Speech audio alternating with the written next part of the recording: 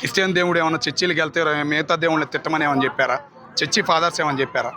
ఇలాంటి వాళ్ళ మీద చర్యలు తీసుకోవాలి. ఇలాంటి ఎదవలు మంచి వాళ్ళు ఎదవలుగా మారుతున్నారు. ఎందుకు మారుతున్నారు? ఇలా మారుతున్న ఆ ముండమోపుల మీద కూడా చర్యలు అనేవి తీసుకోవాలని చెప్పేసి నేను కోరుకుంటున్నాను. నా గవర్నమెంట్ని స్పందించాలి. రీసెంట్గా ఇవాళ దొరికినాయి 2 కోట్లు దొరికినాయి ఒక చర్చి ఫాదర్ దగ్గర. మరి ఇంకా ఎన్ని కోట్లు దాగి ఉండయో. ఐటీ వాళ్ళు ఏం చేస్తున్నారు? ఏబీ వాళ్ళు ఉంటారు, సిబిఐ వాళ్ళు, ఏబీసీ వాళ్ళు, ఎవరెవరో ఉంటారు. ఏమవుతున్నారు? కంటికి కనపడతలా. ఇట్లాంటి వాళ్ళు చాలామంది పెరిగిపోయారు. గత 5 సంవత్సరాలు మిగతా ప్రభుత్వాల పరంగా కానీ అయినా మార్పు అనేది మొదలవుయింది. ఇలాంటి తరుణంలో ఇలాంటి ఎదవల్ని ఉతికి ఆరేస్తేనే స్పందన ఉంటుంది, హిందూయిజానికి ఒక పేరు ఉంటుందని నేను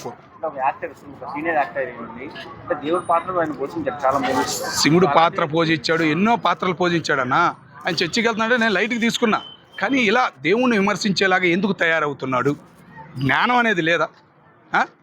శ్రీరాముడు సీతమ్మ గురించి మాట్లాడే అర్హత నీకు ఉందనేది ఆలోచించాలి కదా. అయోధ్య ఎన్నాళ్ళు పట్టింది మనకి, మనం ఎన్నాళ్ళు అయోధ్యని చూడలేకపోయాం. ఇప్పుడు వెళ్ళి ఆ ప్లేస్ చూస్తుంటే ఎంత ఆనందం మనకు కలుగుతుంది. ఆ జ్ఞానం కూడా ఈ బుర్రకి లేదా? అదేమంటే బుక్స్లు చదువుతా పనికి మాలిన బుక్స్లు కాదురా నువ్వు చదివేది. రామాయణం, ఒక మహాభారతం అని ఉంటుంది. ఆ 2 చదువు. నీకు బుర్ర తగ్గిపోతుందేమో ఈ మధ్యకాలంలో. ఆ బుర్ర అనేది మళ్ళీ పెరిగిద్ది. ఇలాంటి బుర్ర లేని మాటలు బయటకు వచ్చి మాట్లాడావంటే కనుక ప్రతి హిందూ నిన్ను బయటకు వస్తే కనపడితే చీ ఇప్పటికే చీ అన్నారు, ఇంకా హేళన చేస్తారు అనేది నీకు.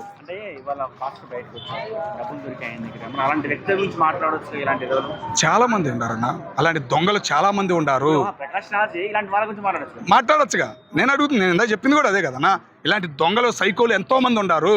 మత మార్పిడి చేయాలని నికృష్టులు.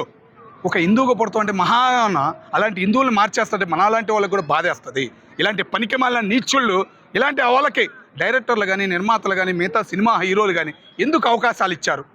మంచి వాళ్ళని తొక్కేసాం, ఇలాంటి ఎదవల్ని తొక్కలేదా అనే బాధ వాళ్ళలో ఈ రోజైనా మొదలయ్యి ఇలాంటి ఎదవల్ని దగ్గరగా రానియకుండా చేయాలని చెప్పేసి కోరుకుంటాం.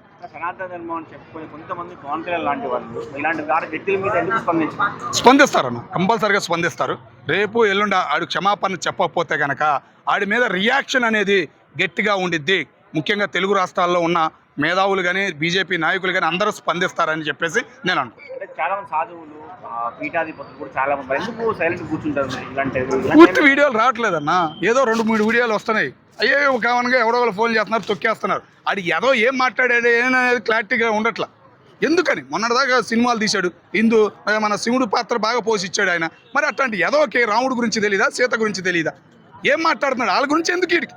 నీ చర్చి ఫాదర్కి వెళ్తున్నావు, నువ్వు చర్చికి వెళ్తున్నావు, నీ యేసు పేపుని పడుకో. నిన్ను ఎవడేమైనా అన్నాడా? నేను ఎవడైనా ఆపాడా? మరి మా దేవుళ్ళ గురించి ఎందుకయ్యా నీకు? అంటే మా దేవుళ్ళు చించమని యేసు పేపు ఏమైనా రాశాడు ఆయనకి బుక్కులు ఏమైనా? చూపి, అది మేము మాట్లాడతాం కదా దాని గురించి కూడా. రాశాడు రా బాబు అని.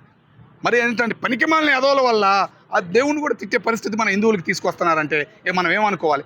ఇలాంటి చర్చి ఫాదర్స్ మీద, ముఖ్యంగా ఇలాంటి మాట్లాడే ఎదవల మీద గవర్నమెంట్ చర్యలు అనేవి మొదలు పెడితేనే దేశంలో ఒక కలయిక కానీ, కుల గర్జనలు కానీ జరగకుండా ఉంటాయి అని నేను కంపల్సరీనా. ఈ మాట్లాడిన మాటలకి ఎవడు అవకాశం ఇవ్వడు. నిర్మాత కానీ, డైరెక్టర్ కానీ ఎవరు ఇలాంటి ఎదవని ప్రోత్సహించకూడదు. ఎంతోమంది ఉండారన్న, వాళ్ళలాగా చేయలేరని అనుకోవద్దు. ఎంతోమంది ఉండారు ఆర్టిస్టుల పరంగా. వాళ్ళకి అవకాశాలు ఇవ్వండి. కొత్త వాళ్ళకి ఈ పాతాలని, తుప్పు పట్టిన వాళ్ళని, మైండ్ పోయిన వాళ్ళని, దొబ్బిన వాళ్ళని, ఇలాంటి ఎదవల్ని, మూకురుల్ని దయచేసి మళ్ళీ సినీ ఫీల్డ్లోకి తీసుకోవద్దని నేను కోరుకుంటున్నాను.